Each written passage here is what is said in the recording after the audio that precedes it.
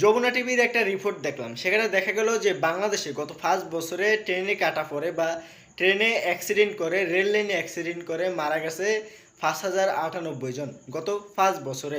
তার সংখ্যাটা হয়তো আপনারা নিচে দেখতে পাচ্ছেন।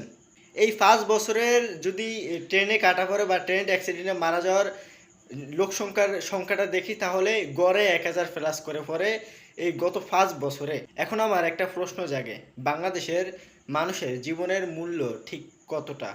আপনি ভাবতে পারেন যে প্রতি বছর ১,০০০-এর প্লাস মানুষ মারা যাচ্ছে ট্রেন অ্যাক্সিডেন্টে। এটা খুব সেনসিটিভ একটা জায়গা। সেখানে এত মানুষ মারা যাচ্ছে। এখন এটা কি সরকারের উদ্যোগ নেওয়া উচিত না যে এই জায়গাটাকে সেফটিপূর্ণ বা নিরাপত্তা কঠোর করা?